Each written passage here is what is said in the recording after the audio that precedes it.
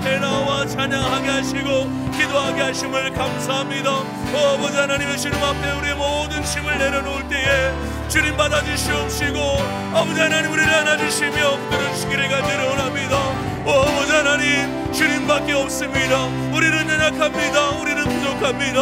하나님 앞에 엎드려 주님의 능력을 덧입는 귀한 은혜의 밤 되게 하여 주시옵소서. 주님의 크신 은혜를 체험기를 간절히 원합니다. 주님의 사랑을 누리기를 간절히 원합니다. 오늘 말씀 가운데 주의 음성을 허락하여 주시옵시고 주님을 만나는 귀한 은혜의 밤 되게 하여 주옵소서. 말씀을 증거하시는 귀한 목사님을 붙들어 주시며 그 말씀이 선포될 때에 우리의 마음이 뜨겁게 하시고 결단케 하여 주시옵소서. 주님의 음성 듣게 하여 주옵소서. 은혜가 풍성하신 아버지 하나님, 이 밤도 우리에게 주의 은혜를 베풀어 주시고 이곳에 모일 수 있게 하여 주시니 감사드립니다. 하나님의 은혜로 모였습니다. 그러니 아버지 또 은혜를 베풀어 주시옵소서. 우리의 마음 가운데 주의 말씀을 듣고자 하는 열망을 주시니 감사합니다. 그러니 오늘 이 밤 우리에게 말씀하여 주시옵소서. 우리의 삶에 아버지의 일하심, 주님의 표적이 필요하다는 사실을 깨닫게 해주셔서 감사드립니다. 그러니 우리에게 표적을 나타내 주시옵소서. 기적을 베풀어 주옵소서. 아버지의 일하심을 경험케 하여 주옵소서. 그래서 어떠한 모양과 어떠한 상황 가운데 모였든지 간에 우리가 주님이 주시는 은혜로 말미암아 성령 충만함 받고 성령 충만한 삶을 우리의 현실 세계 속에서 이루어가게 하여 주옵소서. 우리 주 예수 그리스도의 이름으로 간절히 기도 올립니다. 아멘. 하나님 말씀은 에베소서 6장 13절에서 17절의 말씀입니다. 에베소서 6장 13절로 17절 말씀, 신약성경 316면 혹은 317면이 되겠습니다. 에베소서 6장 13절에서 17절까지의 말씀입니다. 봉독합니다. 13절. 그러므로 하나님의 전신갑주를 취하라. 이는 악한 날에 너희가 능히 대적하고 모든 일을 행한 후에 서기 위함이라.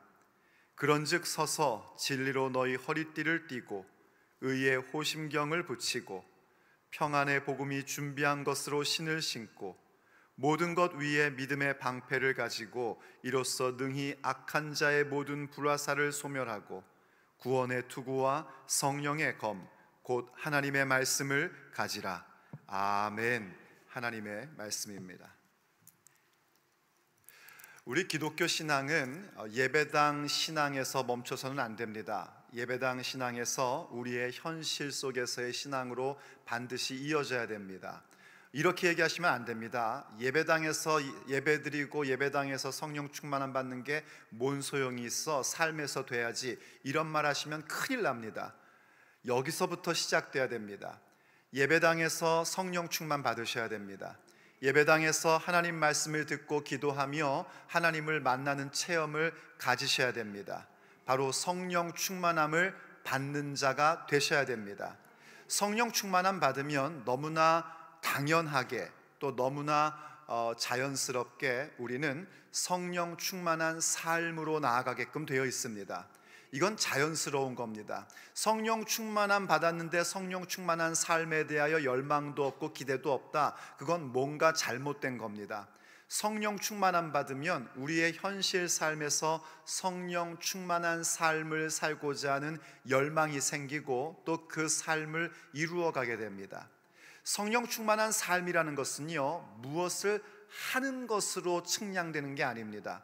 성령 충만한 삶이라는 것은 아주 간략하게 얘기하면 우리의 인격이 하나님의 성품을 닮아가는 것입니다. 하나님의 성품이 나의 인격이 되는 것이 성령 충만한 삶이에요. 열매를 맺어가는 삶이란 말입니다. 성령의 열매, 사랑과 희락과 화평과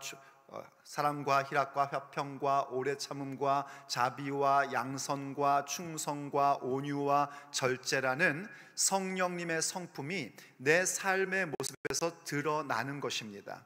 그러다 보니 세상과는 분명히 다른 모습을 갖게 되고, 그 다른 모습이 모든 세상 사람들을 향하여 도전이 되기도 하고 불편함이 되기도 합니다.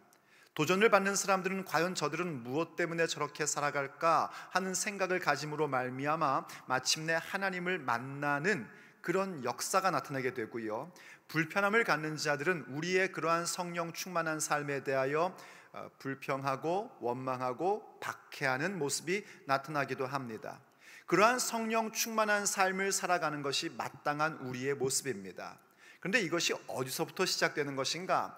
그냥 막연히 시작되는 게 아닙니다. 이것은 철저하게 하나님의 은혜로부터 시작됩니다. 우리가 지금 함께 1년 동안 보아왔던 이 에베소서는요, 이 결론의 부분에 있어서 성령 충만한 삶을 우리에게 강조해 주므로 결론을 내리고 있습니다. 그런데 그 말씀이 어떻게 시작되었는가? 과연 우리의 믿음이 무엇인지, 무엇을 믿는지, 그리고 믿는다는 것은 무엇인지에 대하여 명확한 가르침을 줬습니다. 이것을 먼저 알아야 합니다. 그러니까 이렇게 또 얘기하죠. 그러면은요, 알기만 하면 뭐해? 실천을 해야지, 이런 얘기들 하시는데 이거는 철저하게 인본적인 생각입니다. 먼저 아셔야 됩니다.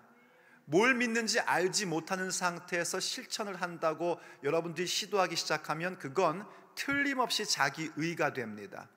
어쩌다 한번 제대로 사는 것은요, 어쩌다 한번 착한 일 하는 거는요, 흉악범들도 합니다. 어쩌다 한번 하는 건 합니다. 흉악범이 막 가다가 넘어지는 아이 보고선, 어린아이 넘어지는 거 보고 어이쿠 어떡하면 좋아 일으켜 세워주는 거 흉악범들도 할 수 있습니다. 우리가 선한 일을 하는 것, 우리가 뭔가 착한 일을 하고 좋은 일을 하고 우리의 삶이 변화되고 인격적인 삶을 사는 것은 근본이 다른 것입니다. 내가 왜 이러한 인격적인 삶을 살고, 내가 왜 이렇게 하나님을 닮아가는 삶을, 그렇게 착함과 의로움과 진실한 삶을 살고자 하는 것에 대한 그 이유를 알아야 되고, 그렇게 사는 의미가 무엇인지를 명확히 아셔야 됩니다. 그건 뭐냐면요, 하나님께서 우리에게 하늘에 속한 모든 신령한 복을 주셨기 때문에 가능한 것입니다. 그래서 에베소서는 처음 출발부터 우리에게 무엇을 가르쳐줬냐면, 우리가 받은 은혜가 무엇인지에 대하여 노래하듯 가르쳐주고 있는 것입니다. 하늘에 속한 모든 신령한 복을 우리가 받은 자가 되었는데, 그 하늘에 속한 신령한 복이란 무엇이냐면 하나님의 예정하심과 하나님의 택하심이 우리 가운데 임한 겁니다. 하나님의 예정하심이라는 것은 무엇이냐면 예수 그리스도 안에서, 예수 그리스도를 통하여 우리를 구원하셔서 하나님의 자녀 삼고자 하시는 하나님의 계획, 그것이 하나님의 예정하심입니다. 그리고 하나님의 택정하심은 뭐냐면 우리가 무언가 잘해서 하나님께 그 놀라운 은혜를 받은 것이 아니라 철저하게 하나님께서 하신 일임을 고백하는 것입니다. 이러한 부분들을 우리가 깊이 살펴봤었습니다. 그래서 그렇게 하나님의 은혜로 시작되어 하늘에 속한 신령한 복을 받은 자들은 거기서 멈추지 않고 그 받은 은혜를 가지고 교회로서 모여지게 되어 있습니다. 교회로 모여진다는 것은 하나의 조직이 모여지는 것이 아닙니다. 우리가 그리스도의 몸의 지체로서 함께하게 된다는 것입니다. 하늘의 신령한 복을 받았으니 이제 우리가 그리스도의 몸이 된 겁니다. 말하자면 우리는 그리스도의 신부가 된 것이기도 합니다. 그래서 그리스도의 지체가 되어서 이른바 교회 공동체 안에서 서로의 차이를 발견하고 그 차이를 넘어서며 하나님께서 성령으로 말미암아 하나 되게 하신 것을 힘써 지키며 나가게끔 됩니다. 그걸 통해서 우리는 공동체 성품이라는 걸 만들어 갑니다. 하늘에 속한 모든 신령한 복을 받음으로 말미암아 하나님을 찬미할 수 있는 영성을 만들어 가게 되고, 그로 인하여 교회된 우리들은 서로의 관계 속에서 공동체성이라는 그 성품을 만들어 갑니다. 그 공동체성이라는 성품을 만들어가는 것은요, 우리가 항상 서로 얼굴을 볼 때 기분 좋고 하하 호호 은혜가 되고 이것만이 아닙니다. 거기에는 갈등도 있고 때로는 서로에 대한 의견의 충돌도 있고 왜 이렇게 할까 하는 생각도 갖기 마련입니다. 그러한 모든 것 속에서 결국 우리는 공동체 성품을 갖게 됩니다. 그리고 그 모습을 가지고 이것이 우리의 힘으로 되지 않는다는 사실을 알기에 성령의 충만함을 받게 되고, 그 성령의 충만함을 받음으로 교회 생활 가운데서 훈련된 것이 우리의 현실 세계 속에서 실력을 발휘하게끔 되는 겁니다. 어디에서 그것을 하는가? 우리가 아주 일상으로 만나는 인간관계 속에서입니다. 남편과 아내, 부모와 자녀, 그리고 직장에서 상사와 내 아랫사람, 이러한 관계 속에서 우리는 고스란히 하나님의 성품을 닮은 인격으로 나오게끔 되어 있습니다. 그것이 성령 충만한 삶입니다. 그런데 여기에 우리에게 문제가 하나 옵니다. 그것은 우리가 이렇게 성령 충만한 삶을 사는 그 시대와 장소는 영원의 때 천국이 아니라 지금 여기 이 세상에서 그런 삶을 살아야 한다는 문제입니다. 이 세상은 지금 어떤 세상인가? 우리가 이렇게 하나님의 나라를 선포하고 하나님의 통치가 있음을 증거하며 살고 있지만 이 세상은 여전히 공중권세 잡은 자들이 다스리고 있는 세상입니다. 말하자면 악한 영이 지배하고 있는 세상 가운데 살고 있습니다. 좀 더 피부에 와닿게 얘기하자면 세상의 가치관과 판단의 기준이 판을 치고 있는 세상에서 우린 살고 있습니다. 그러다 보니 우리가 성령 충만함을 입고, 그렇지, 성령 충만한 삶을 살아야지, 남편과 아내의 관계에서, 부모와 자식의 관계에서 세상과는 다른 모습을 우리가 가짐으로 말미암아 저들에게 예수 그리스도와 교회에 대한 관계가 무엇인지, 하나님과 우리 성도들의 관계가 어떠한 것인지를 내 삶의 인격의 모습으로 나타내 보여야지 하고 결단을 해도 그게 만만치가 않습니다. 왜냐하면 이 세상을 다스리고 있고 세상을 쥐락펴락하고 있는 더러운 원수 마귀들이 그러한 우리들을 공격하기 때문입니다.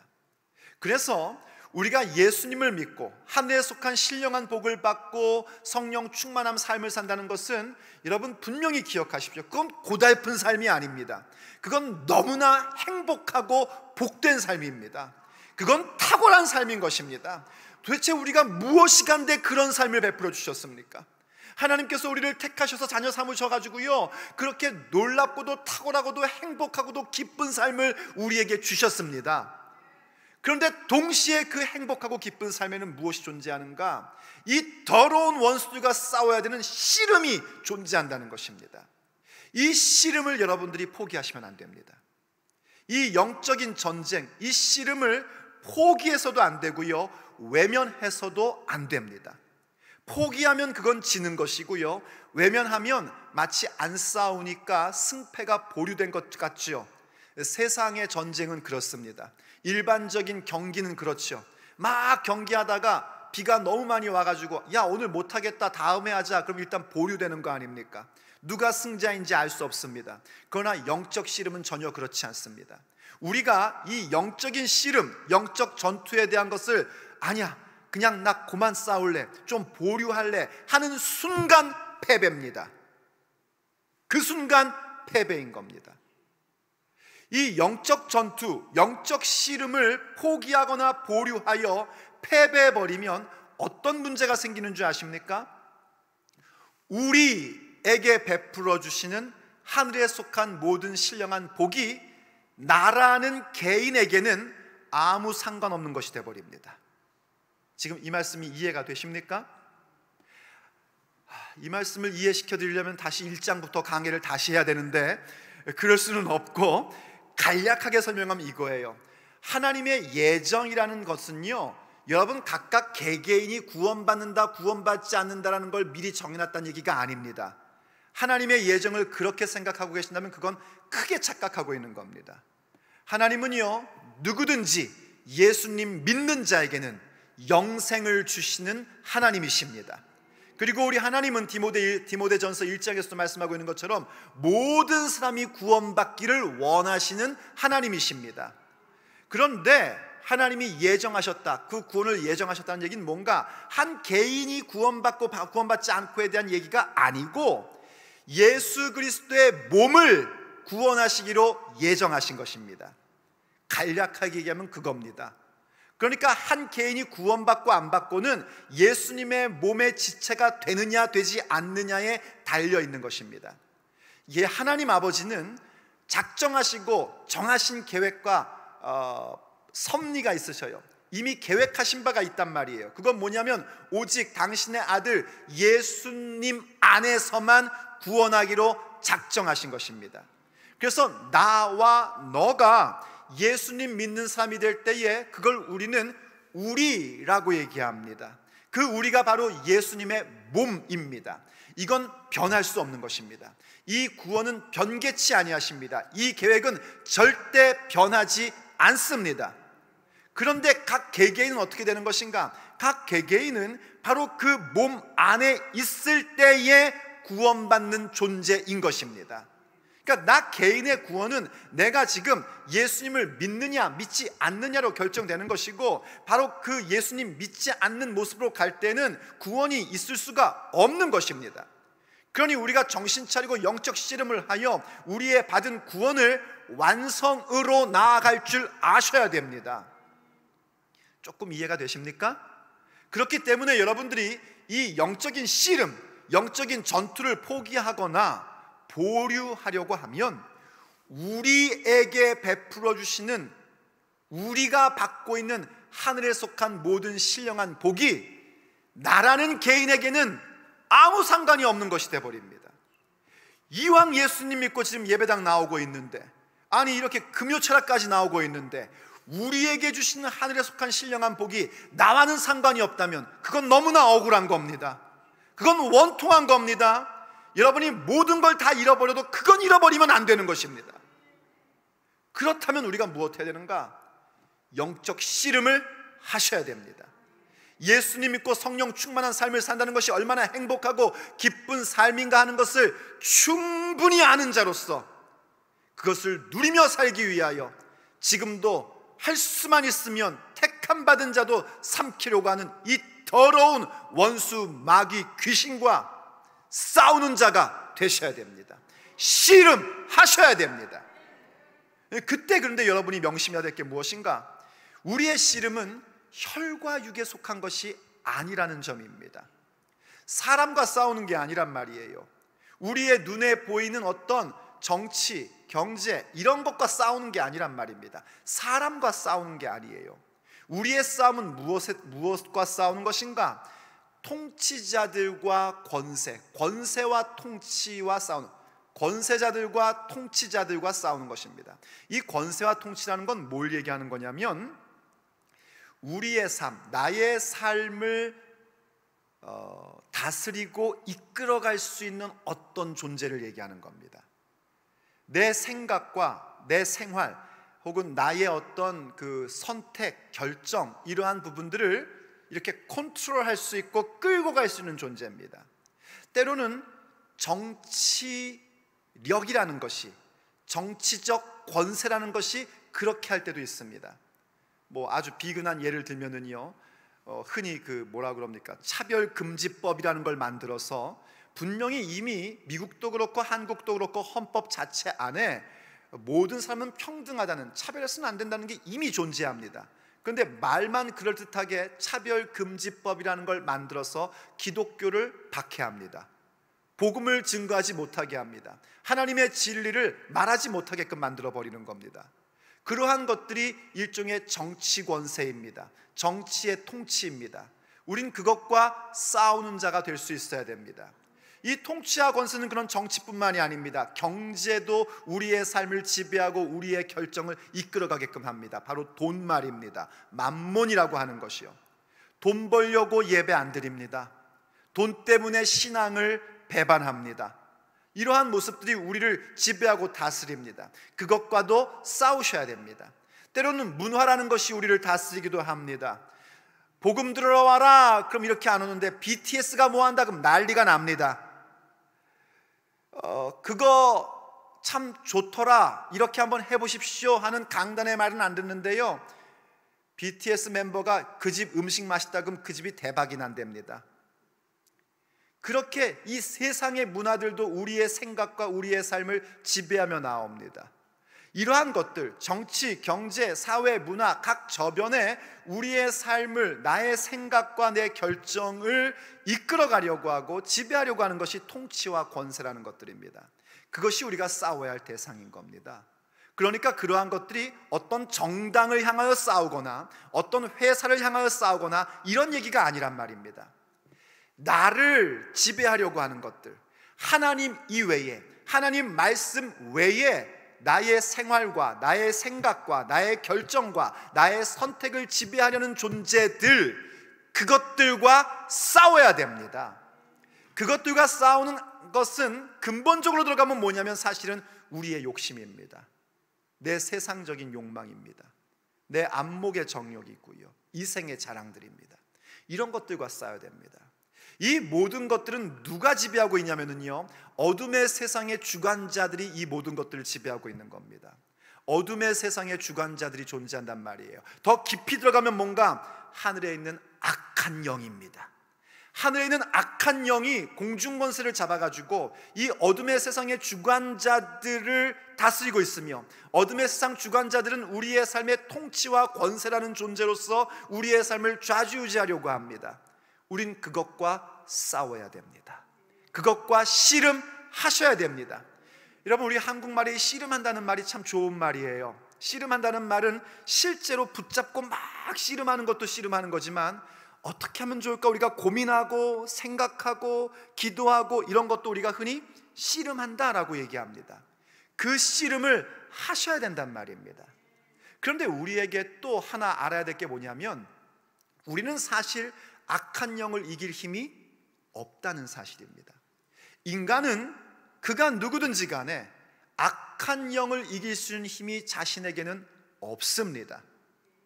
오직 예수님께만 있습니다.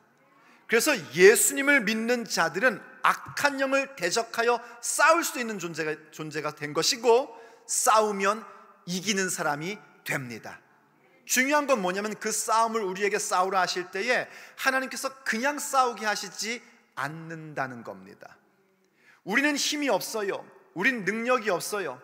악한 영을 알고 있고 마귀의 괴계, 마귀의 전략을 알고 있어도 그것을 이길 능력이 내게는 없기 때문에 오늘 주님께서 우리에게 명령하고 계신 것입니다.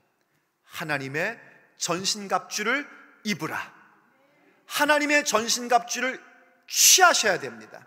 그것을 입고 취하는 자가 되어야 됩니다. 오늘 본문 한번 13절을 다시 한번 보십시오. 그러므로 하나님의 전신갑주를 어떻게 하래요? 취하라예요. 그 두 절 앞으로 11절에 가면 하나님의 전신갑주를 입어라 그랬어요. 입는다는 것 당연한 것이죠. 그런데 이번엔 좀 더 강조하려고 취하라 그럽니다. 이 취한다는 건 뭐냐면, 하나님의 전신갑주가 우리에게 주어져 있으니까 적극적으로 이것을 가지라는 겁니다.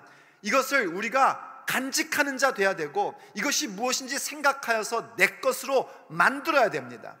왜 하나님의 전신갑주를 취하라고 하시는가? 계속 한번 읽어보세요, 여러분. 이거 13절 한번 읽어보죠. 시작. 하나님의 전신갑주를 취하라.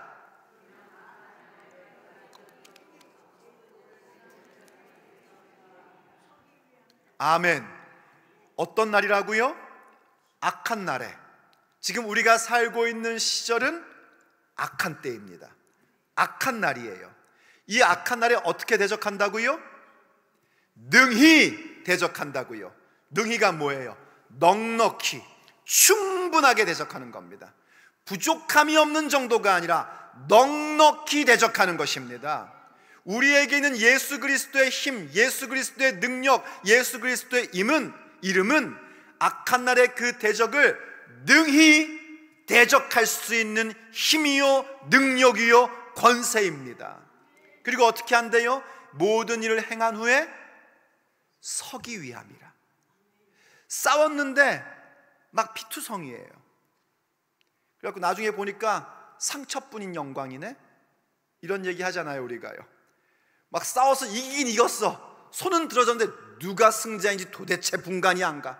도전자는 얼굴이 말짱한데 챔피언은 얼굴이 피투성이야. 그럼 누가 싸우고 싶겠습니까?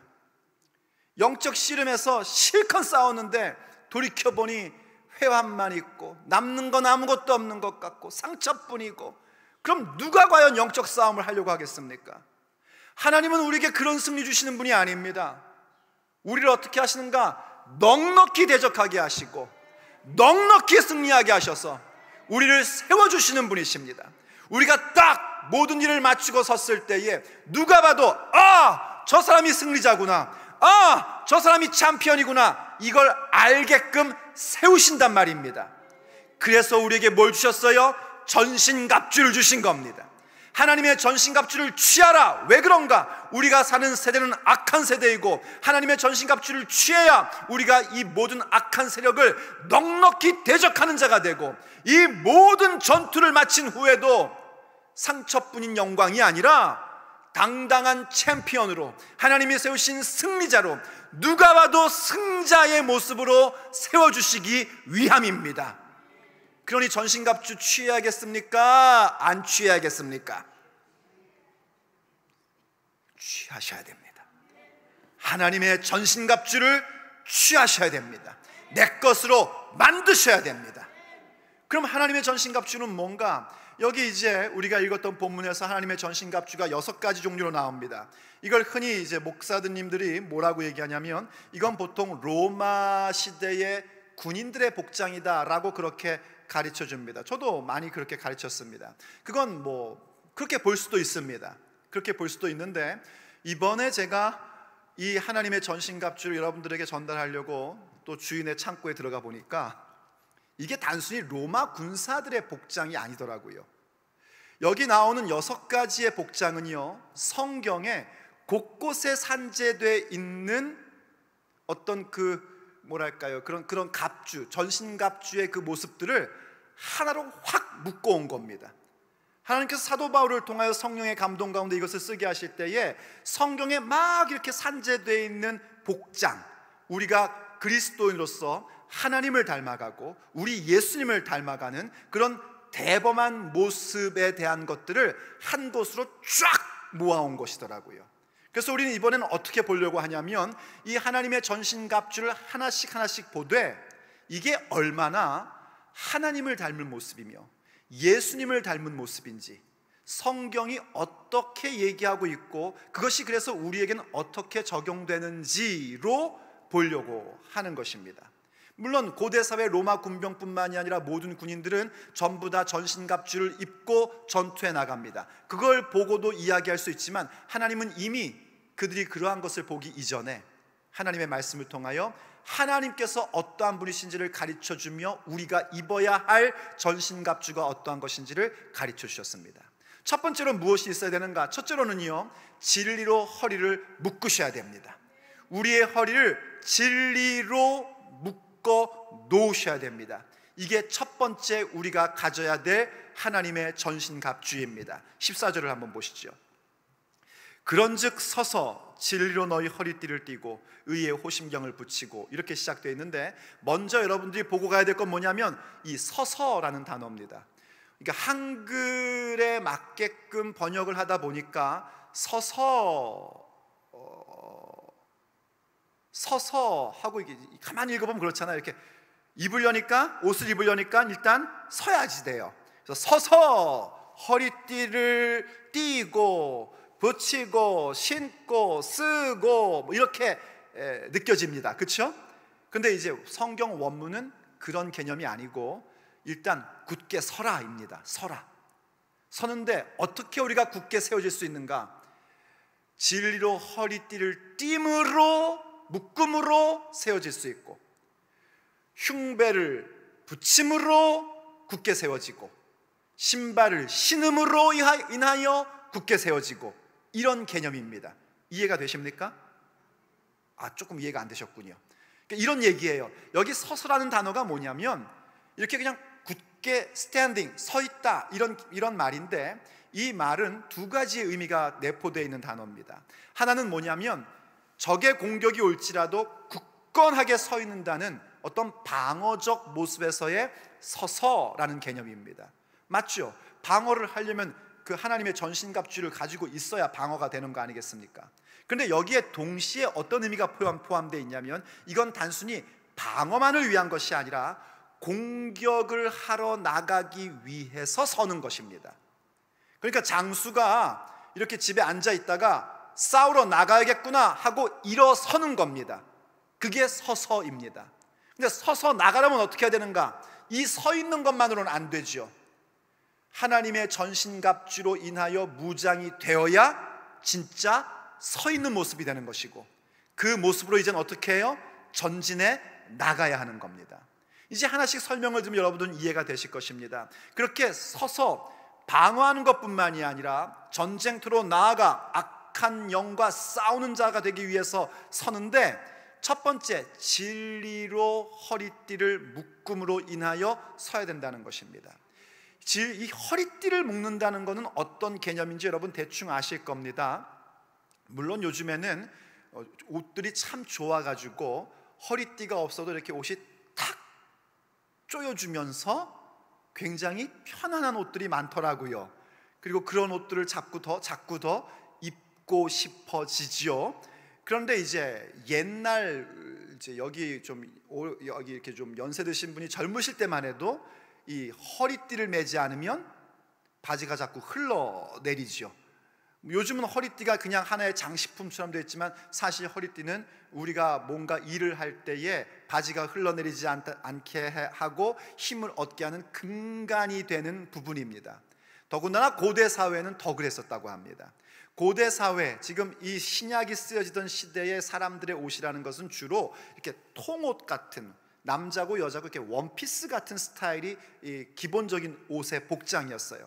그런 상태로는 일을 할 수가 없습니다. 그래서 옛날 사람들은요, 어떤 일을 하려면 이 허리띠를 딱 묶습니다.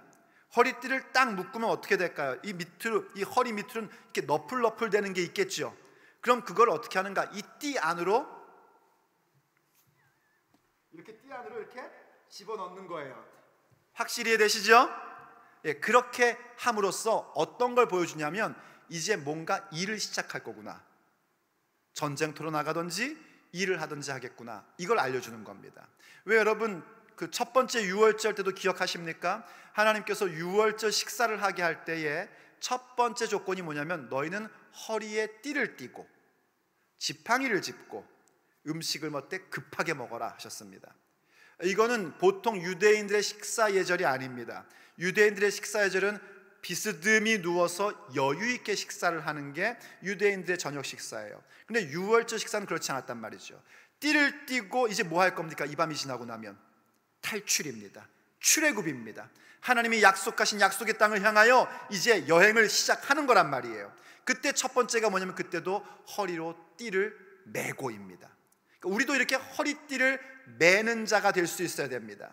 이렇게 우리의 띠를 맨다라는 것은 뭘 의미하는 것이냐면은, 우리의 마음을 다잡는 걸 얘기하는 겁니다. 무엇으로 마음을 다잡아야 되는가? 진리로 우리의 마음을 다잡아야 됩니다. 베드로전서 1장에 보면은요, 너희 허리를, 마음을 동이고, 이런 표현이 나오는데 바로 동일하게 뭔가 묶는다라는 그런 개념입니다. 근데 이게 어디서부터 시작되는 것인가? 그냥 우리가 갑자기 로마 군인을 보니까 그래 우리도 진리로 허리띠를 매야지, 이렇게 시작된 게 아닙니다. 이것은 바로 예수님이 가지셨던 모습입니다. 이사야서 11장을 보면은요, 여러분 성경 있으신 분들은 한번 찾아보시면 더 좋을 것 같아요. 여러분, 제가 여유를 가지고 차근차근 하루에 한 개씩 할지라도 그렇게 하겠습니다. 괜찮지요?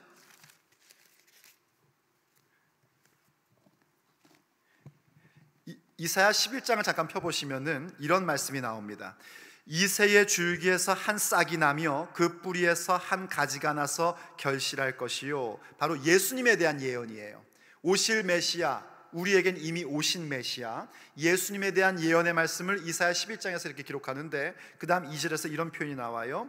그의 위에 여호와의 영, 곧 지혜와 총명의 영이요 모략과 재능의 영이요 지식과 여호와를 경외하는 영이 강림하시리니. 바로 성령님이, 예수님께서 세례를 받으실 때 성령님께서 강림하시죠. 그래서 그분이 바로 성령으로 세례를 베푸실 분이라는 사실을 확인해 줍니다. 그래서 여기 지금 이사야서 11장 2절에 있는 이 하나님의 영, 성령에 대한 이 표현은 이사야서에서 얘기하고 있는 성령론의 아주 정점입니다.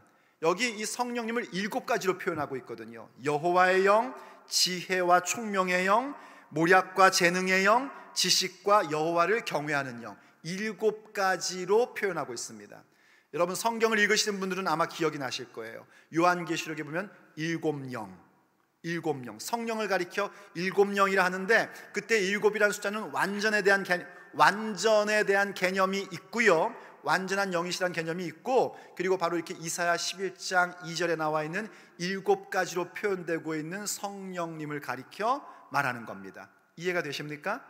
참고로 알고 계시고요. 3절, 그가 여호와를 경외함으로 즐거움을 삼을 것이며 그의 눈에 보이는 대로 심판하지 아니하며 그의 귀에 들리는 대로 판단하지 아니하며 공의로 가난한 자를 심판하며 정직으로 세상의 겸손한 자를 판단할 것이며 그의 입에 막대기로 세상을 치며 그의 입술의 기운으로 악인을 죽일 것이며, 그 다음 5절입니다. 공의로 그의 허리띠를 삼으며 성실로 그의 몸의 띠를 삼으리라. 아멘. 예수님이 어떠한 분인가? 공의로 당신의 허리를 딱 좀 매신단 말이에요. 성실로 당신의 몸을 딱 좀 매신단 말이에요. 그분은 하나님이시기 때문에 그분의 공의로, 그분 자신의 성실로 허리띠를 딱 매시는 겁니다. 바로 그 허리띠를 매는 모습을 본받아 우리도 허리띠를 딱 묶어야 되는데, 우린 무엇으로 그 허리를 묶을 수 있는가? 우리의 공의로는 허리를 묶을 수가 없습니다. 나의 성실로 우리는 묶을 수가 없습니다. 우리는 오직 무엇으로만 내 허리를 묶을 수 있는가? 진리로만 허리를 묶을 수 있습니다. 그럼 진리는 무엇입니까? 예수님이 말씀하셨죠. 내가 곧 길이요 진리요 생명이다. 예수님이 진리이십니다. 그리고 진리는 뭘까요? 에베소서에서는 그런 얘기를 합니다. 하나님의 진리는 무엇인가? 구원의 복음입니다. 바로 예수님의 말씀이 진리입니다. 사실 여러분, 이제 앞으로 들어보시면 아시지만은요, 여기 6가지로 표현되고 있는 전신갑주는요, 한마디로 얘기하면 예수님과 예수님의 말씀입니다. 그걸 여러 가지 다른 표현으로 함으로써 우리가 어떤 경각심을 갖고 무장을 해야 되는지를 가르쳐 주는 것뿐입니다. 그러니까 기본적인 것이 바로 예수님, 예수 그리스도, 그 구원의 복음으로 우리는 허리띠를 맬 줄 알아야 됩니다. 예수님을 믿는 믿음, 누구든지 예수 그리스도를 믿으면 하나님의 자녀가 된다는 그 놀라운 진리, 그것으로 허리띠를 매셔야 된단 말이에요. 진리라는 것은요, 변함없는 것을 얘기하는 겁니다. 이 세상에는 변함없는 건 없습니다. 변함없고 누구에게나 통할 수 있는 것이 진리입니다. 그런데 세상의 것에는 누구에게나 다 통할 수 있고 누구에게나 보편적으로 와닿을 수 있는 건 존재하지 않습니다. 앙드레 지드의 말처럼요, 피레네 산맥 이편에서 공이고 진리인 것이 저편에서는 공이고 진리가 아닌 것들이 허다합니다. 우리 한국 사람에게 조금 와닿게 얘기하면요, 일본에서는 진리인 것이 우리 한국에서는 진리가 아닌 게 허다합니다. 예를 들어서요, 이토 히로부미 같은 사람은요, 우리 한국 사람에게는 원흉입니다. 그런데 일본 사람에게는 어떤 사람이죠? 근대화의 아버지입니다. 이게 세상의 진리라는 겁니다. 그러니 어찌 그것에 이 세상에 진리가 존재할 수 있겠습니까? 이 모든 세상 가운데 누구에게나 통할 수 있는 진리는 딱 한 가지입니다. 누구든지 예수님을 믿으면 구원을 받는다, 영생을 얻는다. 이것만이 어떤 나라이든 어떤 민족이든 어떤 언어를 쓰든 누구에게나 통하는 보편적 진리입니다. 유일한 진리입니다. 이 진리로 우리가 이 세상과 싸우려면 허리띠를 매야 된단 말입니다. 내 삶에서 너풀거리는 것들, 내 삶을 거스르게 하는 것들 전부 다 이 진리 속으로 다 집어넣으셔야 됩니다. 다 집어넣고 그리고 싸움을 싸울 준비를 하셔야 되는 것입니다. 그리고 두 번째로 우리가 가져야 될 것은 뭐냐면요, 의로 가슴을 보호하셔야 됩니다. 의로서 우리의 가슴을 보호할 수 있어야 됩니다. 14절 다시 한번 보면은 하반절에 이렇게 얘기하죠. 의의 호심경을 붙여라 합니다. 호심경이란 건 뭐냐면 옛날 개역 한글을 보면 흉배라고 했습니다. 여러분, 이거 어렵게 생각하실 필요 없습니다. 여러분이 뭐 드라마나 영화 같은 거 보면요, 옛날 영화 같은 거 보면은 전쟁에 나갈 때 갑옷을 준비해라. 그럼 뭘 가지고 와요? 딱 바로 그 호심경을 갖고 옵니다. 딱 이렇게 쓰면은 와서 여기다 이렇게 붙여주고 막 이렇게 묶어주죠. 한 번도 보신 적이 없나요? 성경을 잘 이해하려면 가끔씩 영화도 좀 보셔야 됩니다. 그게 갑옷이라는 겁니다. 갑옷, 그냥 쉽게 갑옷 이렇게 생각하시면 됩니다. 그러니까 이 허리띠를 매는 건 전쟁터에서는 실제로 보이지 않아요. 그런데 이 갑옷은 보인단 말입니다. 가장 중요한 겁니다. 우리의 가슴, 이 호심경이라는 것은 이 가슴 부위를, 우리의 이 몸통을 보호해 주는 거예요. 이 가슴 부위는 뭐냐면 치명적 부상을 막아주는 것이죠. 치명적 부상을 입는 것이 이 가슴이라는 부분입니다. 이거를 무엇으로 우리는 무장해야 되는가? 의의 호심경, 바로 의라는 것을 가지고 이 부분들을 보호해야 합니다. 그럼 이 의의 호심경이라는 건 어디서 나온 걸까요? 군인을 보니까 그렇게 입었더라, 그래서 그렇게 해야 되는 건가요? 이 호심경이 잘 이해 안 되시면 방탄조끼 생각하십시오. 그러면 쉽겠네요. 현대에서는 방탄조끼라고 생각하시면 됩니다. 전쟁터에 나갈 때 방탄조끼 꼭 입어야 되겠죠. 그걸 보고 그냥 얘기한 것인가? 그것도 아니라는 겁니다. 성경에 보니까 이것은 하나님께서 하시는 모습이에요. 하나님께서 자기 백성을 구하기 위하여 어떠한 모습으로 묘사되고 있는지를 이사야 59장을 보니까 이렇게 설명을 해주고 있습니다. 한번 보세요, 여러분. 하나님께서 자기 백성을 구하기 위해서 공의로 어떻게 하셨대요?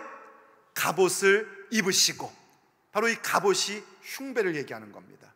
가장 전신 갑주라는 것은 전부 다를 얘기하는 것이고, 그때 갑주라는 거 할 때는 바로 이 흉배, 몸에 입는 방탄조끼 같은 걸 얘기하는 거예요. 그게 갑옷입니다. 그 몸에 공의로 갑옷을 삼으시며 구원을 자기의 머리에 써서 투구로 삼으시며. 여러분 아까 읽었죠? 우리도 구원의 투구라고 했지 않습니까? 근데 하나님께서도 자기 백성을 구원하실 때 구원을 자기의 머리에 써서 투구로 삼으시고, 보복을 속옷으로 삼으시고, 열심을 입어 겉옷으로 삼으시고, 그들의 행위대로 갚으시되 그 원수에게 분노하시며 그 원수에게 보응하시며 섬들에게 보복하실 것이라. 이사야 59장은 무슨 말씀이냐면, 우리 하나님 아버지께서 자기 백성들을 위해 친히 싸우시고자 일어서시는 모습을 묘사하고 있는 겁니다. 그런데 바로 그 하나님께서 어떻게 하셨대요? 공의로 갑옷을 입으셨대요. 그래서 우리가 의로서 호심경을 만드는 것, 의로서 내 가슴을 보호하는 것은 딱 누구를 닮은 모습인가? 우리 아버지를 닮은 모습인 겁니다. 진리로 띠를 띠는 모습, 우리 예수님 닮는 모습이고, 의로서 내 호심경을 삼고 갑옷을 삼는 모습, 우리 아버지를 닮는 모습이에요.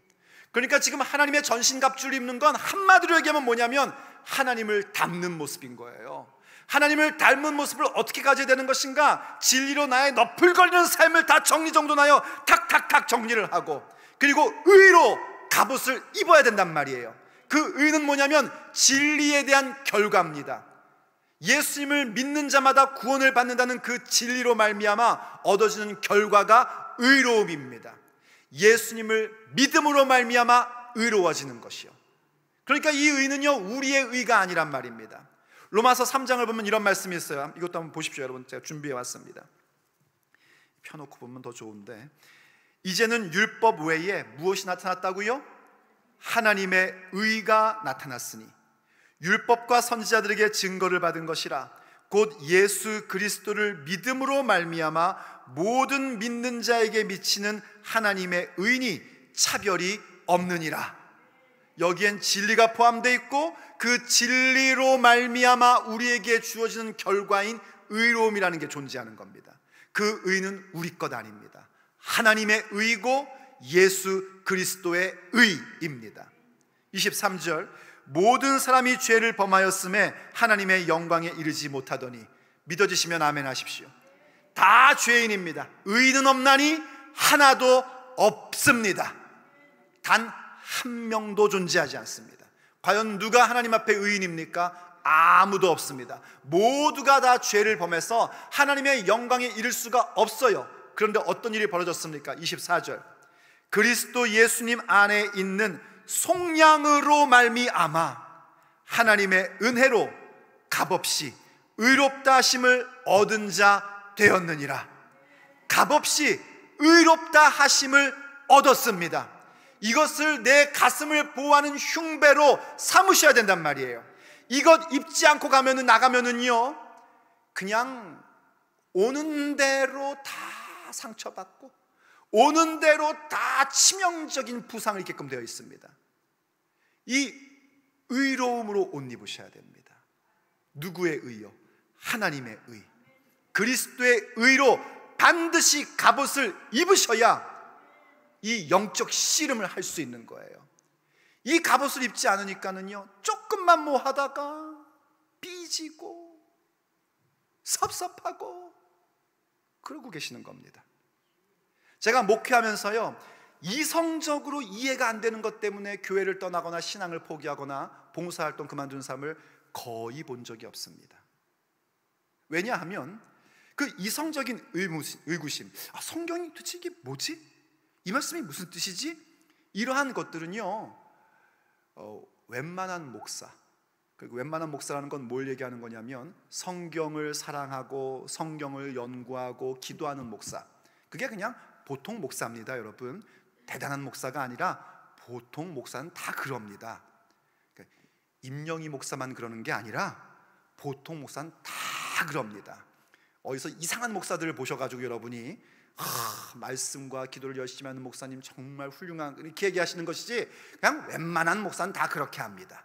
이상한 목사들이 그렇게 안 하는 것이죠. 이해되시죠 여러분? 인정을 못 하시는 표정이신데, 그러니까 웬만한 목사면은 여러분이 목사님 이게 무슨 뜻이에요? 그러면 다 가르쳐 줍니다. 다 가르쳐 줍니다. 성경은요, 여러분이 상상하는 것 이상으로 매우 논리적입니다. 굉장히 논리적입니다. 창세기부터 계시록까지 수미일관하고 일목요연합니다. 어떤 분이 저한테 그러시더라고요. 목사님한테는 논리로 못 당해요 그러시더라고요. 저는 그런 얘기를 들을 때마다 도대체 누구를 얘기하는 것일까? 이런 생각을 합니다. 제 아내한테 물어보십시오. 제가 얼마나 비논리적이고 무대뽀인지. 여러분들은 못 믿겠다는 표정이지만 사실 저는 논리적이지 못한 사람입니다. 그런데 어떻게 그분들에게 논리적으로 보였는가? 이유는 한 가지입니다. 제가 성경을 사랑하기 때문입니다. 성경을 묵상하고 공부하고 연구하고 설교도 성경 따라 하니까 저도 모르게 여러분들한테 보일 때는 논리적인 것처럼 보이는 것뿐입니다. 성경은 매우 논리적입니다. 그래서 신앙생활 하면서요, 이성적인 궁금함 때문에 신앙을 포기하거나 지금 하고 있는 사역을 포기하는 사람을 저는 거의 본 적이 없습니다. 이단에 빠지지 않는 이상, 이단에 빠지면 벌써 악한 영에게 사로잡히기 때문에 진리를 넣어줘도 그걸 받지를 못합니다. 근데 그렇지 않은 이상에는 이 이성적으로 쓰러지는 사람은 거의 없습니다. 거의 다 99%가, 이것도 아주 적게 잡은 건데요, 99%가 쓰러지고 믿음 생활 포기하고 교회 떠나는 이유는 뭐냐면 전부 다 소위 말하는 상처받아서 그럽니다. 마음의 상처를 받았다는 겁니다. 전문 용어로 얘기하면 삐져서 그렇단 말입니다. 섭섭해서 그렇고요. 그런데 여러분 한번 잘 보십시오. 그 삐진 마귀, 섭섭 마귀가 왜 나한테 들어왔을까요? 그게 뭐냐면요, 나를 안 알아준다는 겁니다. 내가 누군데, 내가 어떻게 했는데 내 공로를 알아주지 않는다는 겁니다. 다른 말로 하면 자기 의로움입니다. 내가 자랑하는 걸 막는 겁니다. 그것 때문에 삐집니다. 그것 때문에 섭섭한 겁니다. 내가 이 교회에 얼만큼 충성했는데 그걸 알아주지 않고 나를 이렇게 우습게 여긴단 말인가? 지금 여러분 어떤 상태인 줄 아십니까? 의의 갑옷이 벗겨진 상태인 겁니다. 그러니 마귀가 공격만 하면 치명상을 입죠. 그래서 쓰러지죠. 그래서 넘어지죠. 그래서 예배가 포기되죠. 다시 의의 흉배를 입으셔야 됩니다. 그건 내 의가 아닙니다. 내가 자랑할 것도 없습니다. 왜냐하면 하나님의 의이기 때문입니다. 예수 그리스도의 의이기 때문입니다. 우리가 무엇을 잘해서 주신 것이 아니라 하나님께서 우리를 사랑하사 그 아들 예수 그리스도를 보내시고 믿는 자마다 구원하시며 주시는 그 의, 하나님의 의를 옷 입으셔야 됩니다. 그 의의 호심경을 붙여야만 나의 의로움, 나의 자랑이라는 그 악한 구멍들이 다 메꿔지게 되고 어떤 마귀의 공격에도 우리는 쓰러지지 않고 넘어지지 않고 일어설 수 있는 자가 되는 것입니다. 그것이 모든 싸움을 마친 후에 진정한 승리로 세워질 수 있는 방법입니다. 오늘 두 가지만 얘기했지만 이건 정말 가장 기본적이고 중요한 것입니다. 진리를 여러분의 허리띠로 삼고요, 여러분의 그 모든 복잡한 것들을 예수 그리스도의 말씀 가운데로 다 정리정돈하고 넣으셔야 됩니다. 그리고 여러분의 가슴을 하나님의 의로, 그리스도의 의로 호심경을 붙이셔야 됩니다. 그래야 씨름할 자격이 있는 겁니다. 그래야 싸울 자격이 있는 것입니다. 그렇게 나아가 싸워야 넉넉히 싸우게 되고 넉넉히 이기게 되고 하나님이 주시는 승리자의 모습으로 세워질 수 있습니다. 그러니 오늘도 주님 앞에 함께 기도하며 나가기를 원합니다. 하나님, 내 삶의 이 복잡했던 이유가 무엇인지 오늘 알았습니다.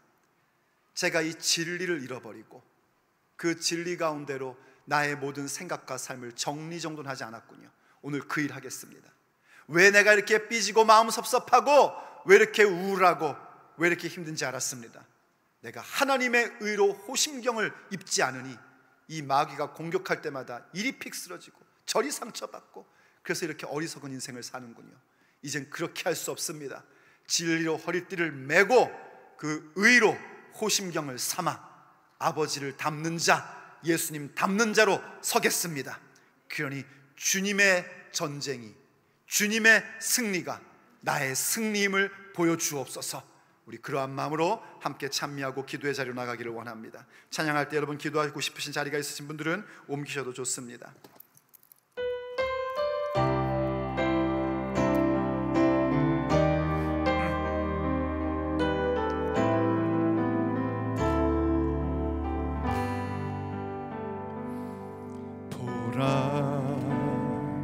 너희는 두려워 말고 보라, 너희